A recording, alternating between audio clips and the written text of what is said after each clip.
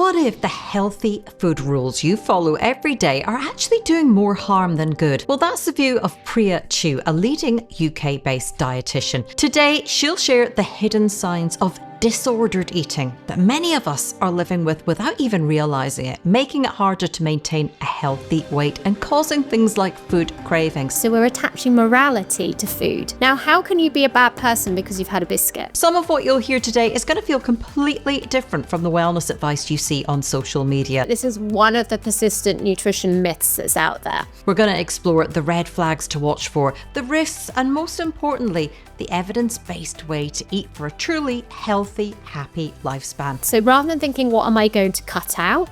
One of my favorite things is to think about, what are you going to add in? And before we start, if you're interested in more honest conversations about healthy aging, do hit subscribe or follow. It's one of the best ways to support the channel and ensure you never miss an episode.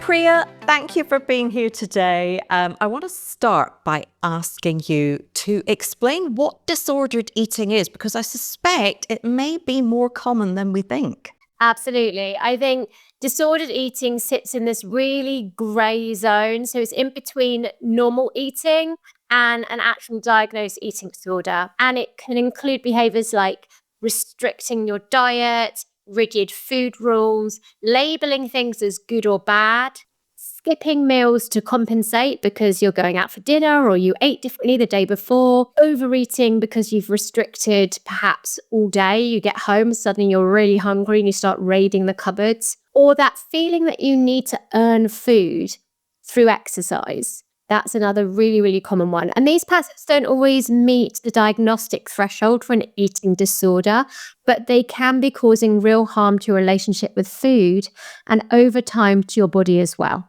Wow, that has kind of blown me away just right off the bat, because that sounds like an awful lot of us. I mean, I could be wrapped up in that myself. I have eased off restrictive eating as of late because I have upped my exercise in recent years, and I just have to add in things like carbs and so on.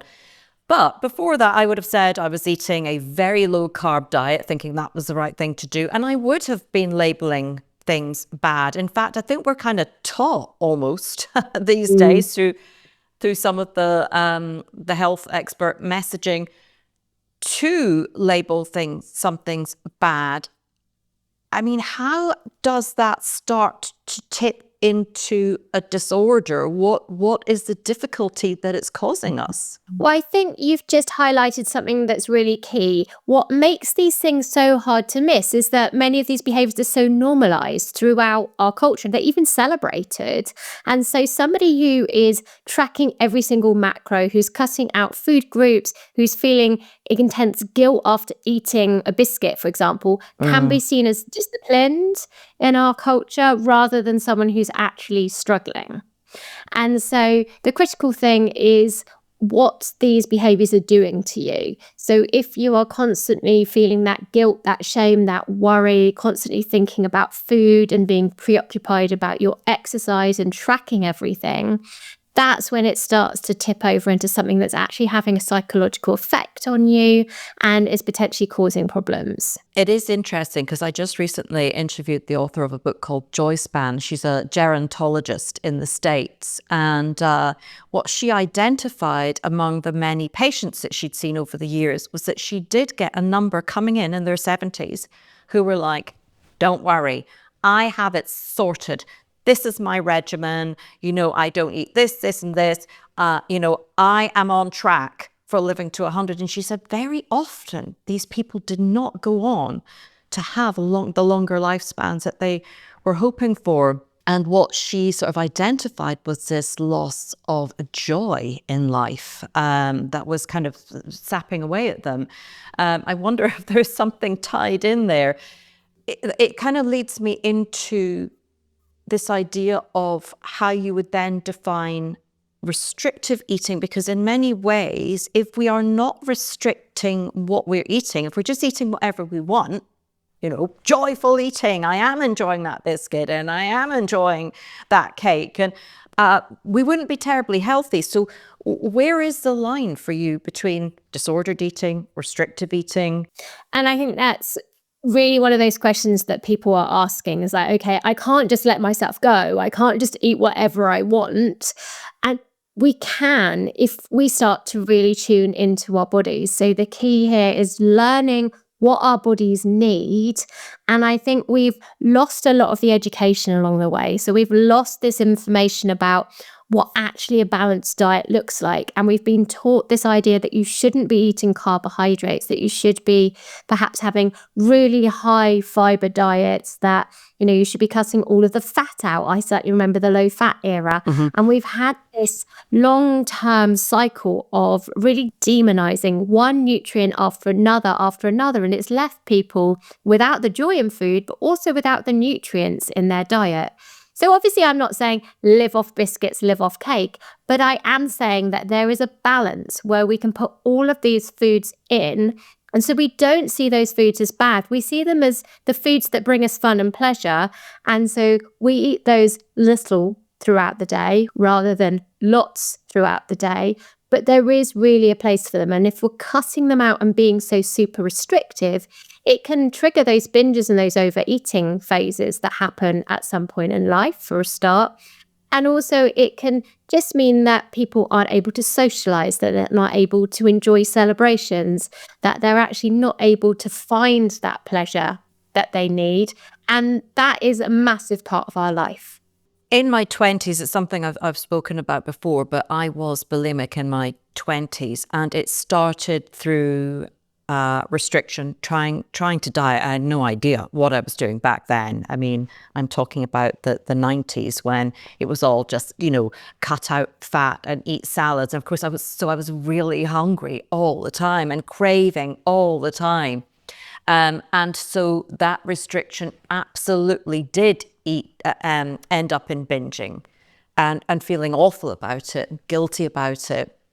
It was a terrible vicious cycle that went on for years on and off. And the way out of it, I realized eventually, was to eat what I wanted, and to allow myself treats. And through a kind of balanced diet, sort of eating more whole foods as well, it stopped the craving. And the craving seemed to have been triggered so desperately through the restriction and, as you say, missing nutrients, feeling hungry. So I can very much identify with where that goes. It can kind of build up until you realize that you are in a, well, in my case, it was a full-on eating disorder, but it started with disordered eating. I mean, we think about eating disorders in younger people, so teenage years, maybe your early 20s, as I was.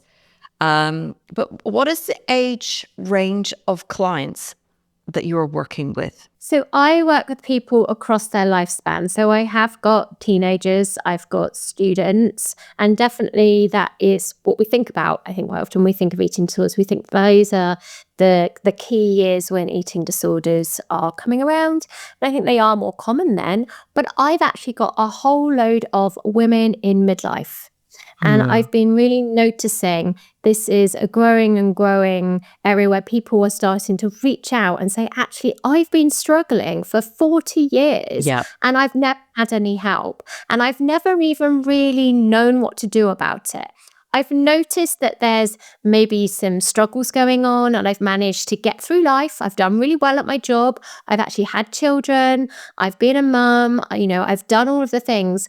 And then certainly at this stage, in this midlife stage, people seem to be going, actually, I know there's something not quite right and I want to tackle it.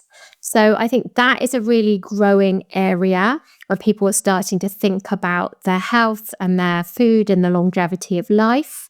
And then I've also got people in their 60s and their 70s who, again, have struggled for a long, long time and maybe haven't been able to seek help, or it's never been talked about and identified.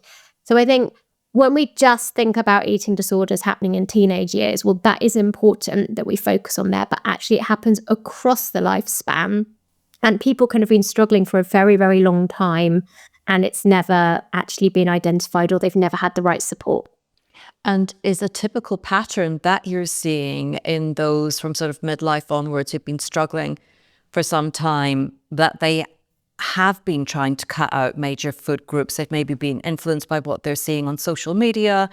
They've tried every kind of different diet, and it's become a pattern where they just don't know what to eat, and they feel bad about having any kind of treat along the way. Yeah, I think we've got the impact of diet after diet after diet that has gone on through your lifetime, whether that's your parents, your friends, your co-workers, who've been talking about this. And now with social media, it's really, really loud right now. We've got all of these apps telling us how we should eat, these like food scanning things where you can scan the barcodes and it tells you if your food is a certain color and should you eat it or not. And it's making life very confusing. So I think we have got that. We've got things like, tracking your blood sugars and tracking everything that you potentially do in the day. That makes it just really loud in our heads about, am I doing it right? What should I be doing next? What do I need to change? But then also what I'm noticing is that for some women, specifically because I work more with women than men, there is a change in identity that can be happening. And there can also be this intense pressure that's happening where perhaps you've got teenage children and you've got parents that you're helping to look after and support as well. And you've got the impact of work and relationships. And so for some people, they might have struggled with their eating in teenage years, and now that's coming back as a coping mechanism later in life because actually life feels too much and I'm overwhelmed and I haven't got anything else to fall back on. So I think it can happen for a myriad of reasons. Where do you start to unpick disordered eating?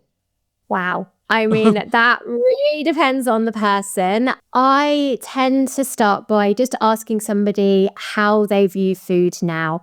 What is their current way that they eat in a day? And we'll go through a whole load of questions. And it's really just chatting about how do you view things like carbohydrates and fats? How do you cook at home?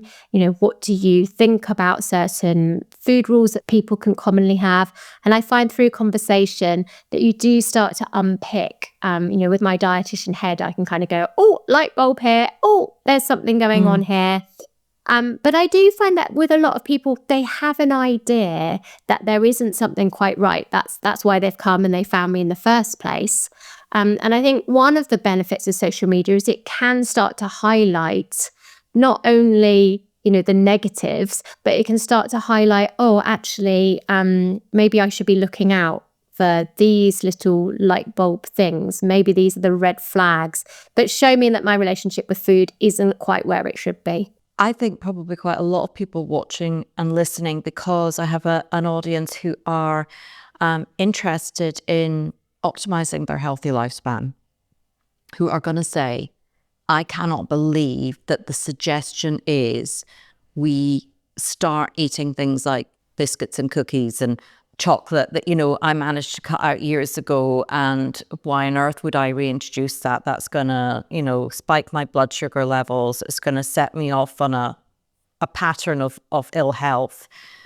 What is the underlying message there as you see it? And as it relates to the kind of ratio of treats that you think might be appropriate for us? One of my mantras that actually my daughter, when she must have been about 8, came up with. She was asking me one day in the kitchen, said, Mummy, what is your catchphrase in life? She's playing a game. I said, I have no idea. I'm doing the washing up, no idea. And she said, I know what it is, Mummy. You say it all the time. All food is good food. And that is something I've wholeheartedly stuck by. All food is good food. When we start to categorize as some foods as good and some foods as bad, then those bad foods, we almost put them on a pedestal and they can become things that you gravitate towards, or you kind of go, oh no, I mustn't have that because I'm being good today. Well, that actually starts to put them in a different level, in a different category in our mind. And we're also making ourselves feel bad when we eat them. So we're attaching morality to food. Now, how can you be a bad person because you've had a biscuit? It doesn't make any sense. Yes, if you eat the whole packet of biscuits, it's not going to be great for your health if you're doing that every day. But having one biscuit is certainly not going to be a bad thing. So this isn't really about how much or how often you have them, because that is going to come down to a personal level for somebody, but it's more about how we categorize things in our brains and the psychology around that. So personally, I say to people I work with, it is totally okay to include something fun in your diet every day, whether that's your biscuit that you have with your cup of tea, whether that's a couple of squares of chocolate that you have at the end of the day. Actually, by cutting too many of those foods out, it can damage our relationship with food. Ever since I had that experience in my 20s, I have never restricted my diet. And yet, I do not overeat. Sometimes I go on I was going to say good stretch. I'm watching my language. Sometimes I'll just go, do you know what? I've been having too much milk, sweet chocolate lately. I'll just go with some dark chocolate because I quite enjoy that anyway.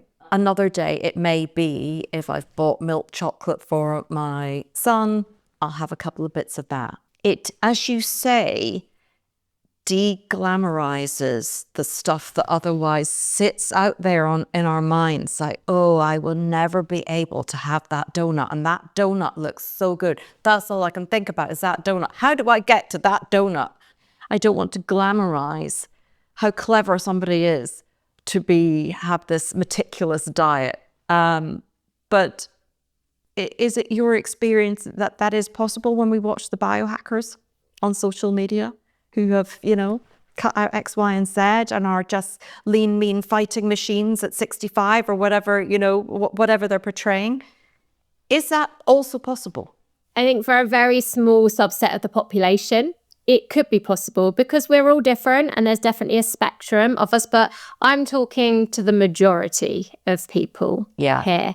The majority of people are people who are going to need to follow a balanced diet that contains all our food groups. So we're talking the carbs, we're talking the proteins, we're talking the healthy fats, we're talking about having our dairy or our calcium foods in there. And we want to have some of those fun foods in there as well. But there will be some people who are on special diets, for example, have medical conditions or whose bodies just do work slightly differently. But I think that they are definitely going to be in the minority. And when we see these things on social media, we're seeing a snapshot. So I've certainly come across people in my world who have been training for massive events. They've been into bodybuilding competitions and things like that. They've got down to a very, very lean look on a very restrictive diet. They haven't been able to maintain it. So it's whether actually, if you're on this super restrictive diet, is it maintainable for the long term? And what are the nutrients you're missing out on? Because our bodies over the rest of our lives need a balance of nutrients. I think the reason we have this balanced diet model is because it's based on science and it's based on the evidence that shows us what our bodies need. And I think the other thing to know about is that there is a form of eating that's known as orthorexia. And orthorexia isn't a formal categorized eating disorder, but it's an obsessive fixation on eating only pure, clean, or correct foods. And this is something that I do see a lot. And it can quite often be triggered by going on a diet, trying to eat really, really, really well, cutting sugar out, cutting processed food out, going gluten-free, going very, very low carb. And anything that escalates into really rigid rules that mean you have anxiety over eating out, you're becoming socially isolated and, can't hang out with your friends because it involves food, and you potentially have genuine nutritional deficiencies, well, that's a problem. And there will also be people watching who have food intolerances who will say, I'm celiac. And I mean, you'll be obviously more than aware of those lactose intolerance. That's quite a high proportion of people, is it, who are lactose intolerant?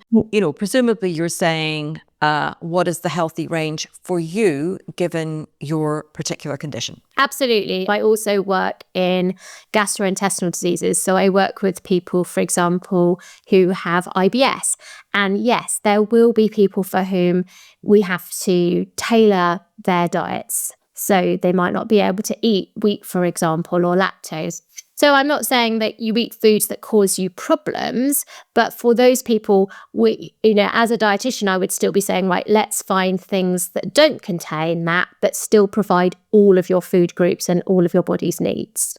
When I look at the kind of case studies that are out there of people who have lived healthy, long lifespans, I am conscious you never see, or you rarely see, an example of somebody who has lived a very, very long life, who has been super restrictive. It's not something you see often. Others may put me right. Drop them in the comments. But what I am seeing more and more of is just people who have followed a kind of balanced, home-cooked diet, very typical. Lots of vegetables in there, and everything that we're kind of told about the Mediterranean diet comes up a lot.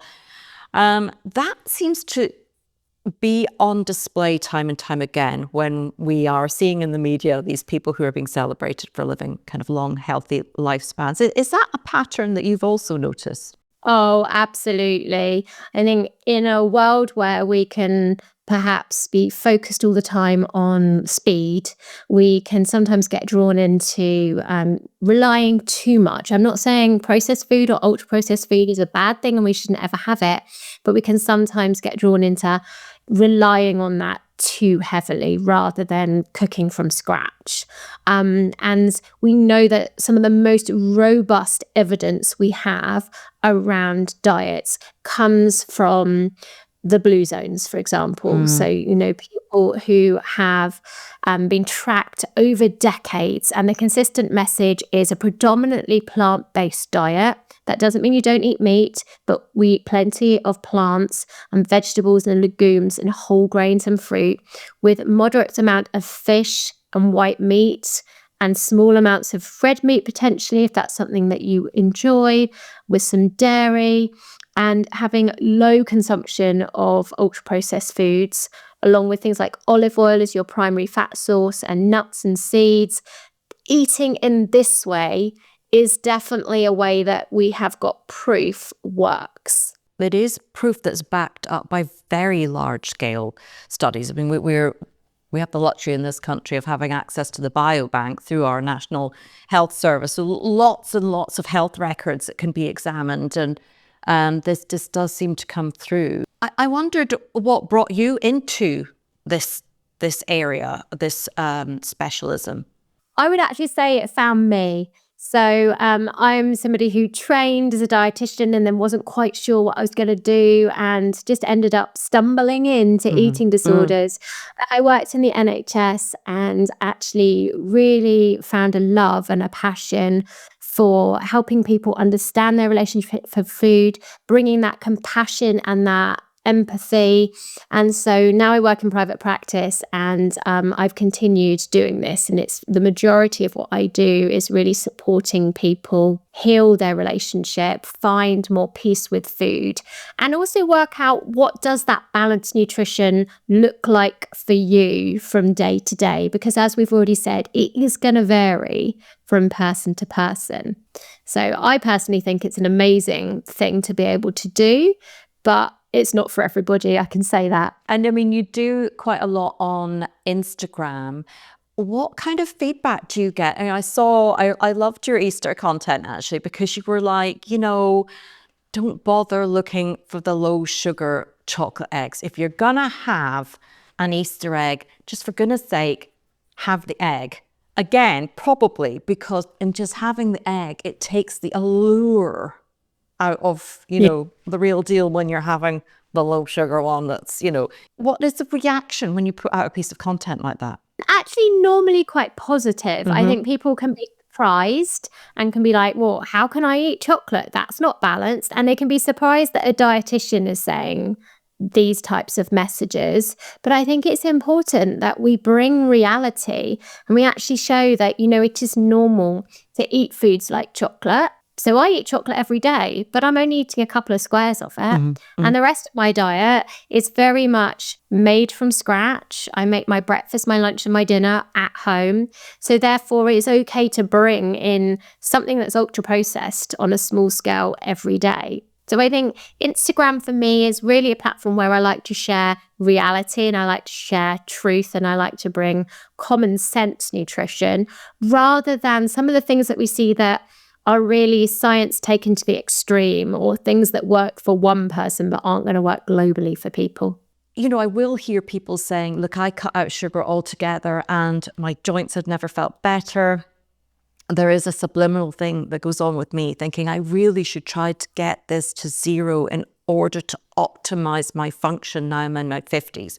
Any aching joints are immediately put down to the little bit of sugar that I had or something that I got wrong. And I think a lot of us are like that. You know, you're trying to figure out what part of your diet is it that triggered this thing, that thing that may just be there. It's probably my hormones at the end of the day, or just getting older, just sheer use of these joints over 53 years. But when it comes to diet and inflammation, what do you think is the reality there of what would trigger inflammation in that way? I think that inflammation can be triggered by many things. And sometimes we try and bring everything down to diets. So yes, diet is important. Absolutely, 100% is. But we can't always have a perfect diet. I'm not actually sure there is 100% a perfect diet. We don't know what that looks like, do we? We don't. We absolutely don't. The clearest information we've got is the Mediterranean diet. That's what we know works. So I would say instead of just trying to overly focus on one symptom, think more globally about your diet. So rather than thinking, what am I going to cut out? One of my favorite things is to think about, what are you going to add in? So as an example, do you eat nuts on a regular basis? Because we know that eating 4 to 5 servings of nuts a week can have great health outcomes. And if you're eating those, it can displace other snacks from your diet. So you're not eating those as often, for example. Are you adding in beans and legumes? Because we've got the soluble fiber there. We've got so many health benefits from whole grains, for example. So yes, there can be some things that potentially could be causing some of the aches and the pains and the problems that you're feeling in your body, but it can be very hard to pinpoint those exactly. So I would encourage people instead to go back to thinking, how can I use my kitchen more?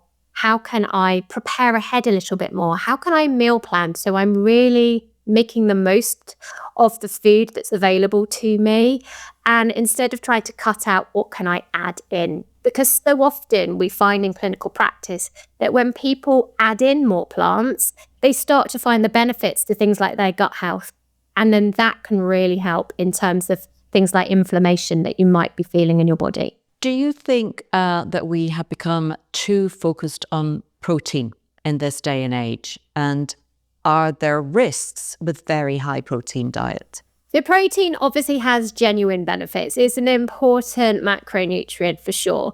It supports satiety, it preserves our lean muscle mass, for example, and it's important for healthy aging for sure. For most people in the UK who are eating a varied diet, it is not hard to hit your protein needs. Most people are already over consuming protein. I think the fitness and the wellness industry has quite a lot to answer for here because we are getting messages that we're not eating enough protein and that we need to be constantly focusing on it. I don't think that that is the case for a lot of people. I think it's okay to check your protein. You know, it's okay to use these messages and go, well, do I have protein at every meal? If you are having protein at breakfast, lunch, and dinner, you're likely to be meeting your needs. And you really don't need to be boosting it by having powders or protein bars or shakes or anything extra like that. And a lot of those foods, let's not forget, can be ultra processed. So in actual fact, sometimes by adding these things in, you're actually potentially adding more foods that maybe your body doesn't want in there. But I think for people who are thinking, well, yeah, I think I do need to focus on my protein. Absolutely. You do need it at every single meal and potentially at a snack. But you can meet that through things like your yogurt, for example, through your meat and your fish, through your beans and your pulses, through your nuts and your seeds. There are so many easy ways to get hold of protein. So I think on the one hand, the message is good because sometimes for busy people, they can slip and not have protein in their lunch. So we do need to plan ahead for things like that. but we don't need to be overly focused on it. And similarly, I mean, we mentioned dairy there. It's often the first thing the finger gets pointed at. You know, if you've got gut or skin conditions, cut out dairy. You know, that seems to be the social media answer to everything. Also, a lot of people saying dairy causes inflammation. What is the reality of dairy? I would say that this is one of the persistent nutrition myths that's out there, because the evidence consistently shows that dairy is not pro-inflammatory in the general population. So we've got systematic reviews and meta-analysis of trials that show that it really isn't the case. Okay, so dairy is safe, and it's actually really positive for people to be having dairy in their diet. There will definitely be some people for whom they're not able to digest lactose, and that can happen actually later in life as well. So sometimes we lose this capacity to digest as well.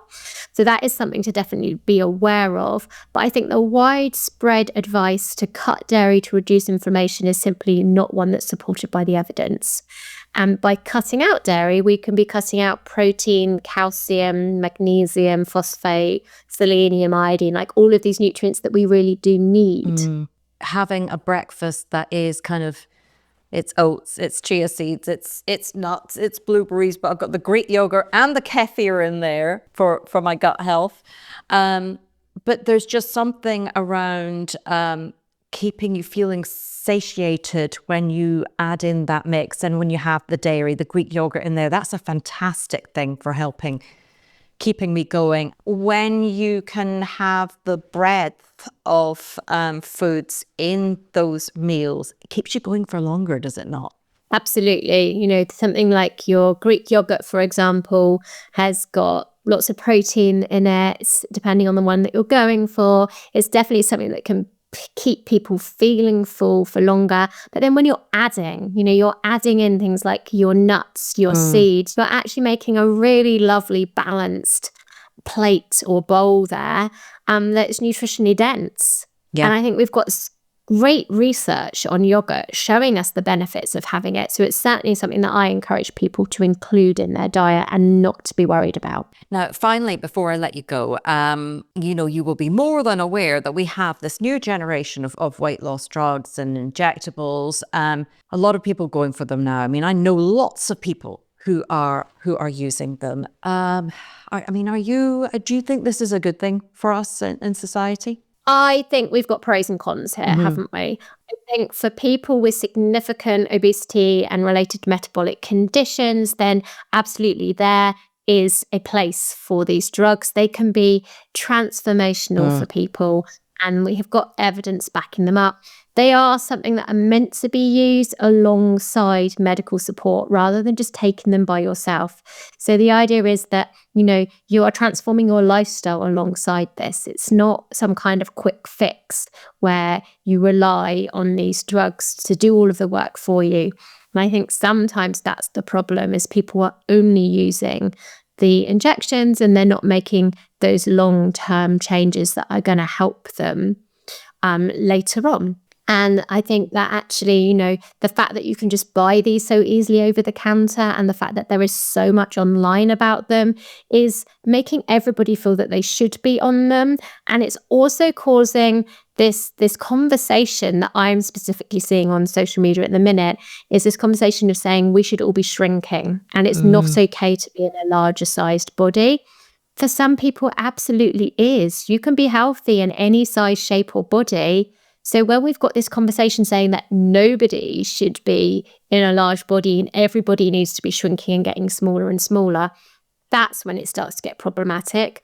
Alongside the fact that when people are on these long term and they're not being medically supervised or not working with, a dietitian like me, for example, they can actually be reducing their intake, and they can actually end up with nutritional deficiencies because their appetite's not being reduced. It might have absolutely pros that go with it, but the cons can be that they're actually not eating a balanced enough diet because of that small appetite. And then they're losing lots of muscle mass. They've got slow gastric emptying, and it can actually be causing more problems later on down the line. Yeah, so it's the sort of thing that, with those benefits that you set out there, people who are using those medications just need to work extra hard at meal times. They're smaller meals to make sure they've got all the key nutrients in there to support their health. That makes a lot of sense. Yeah. Mm-hmm.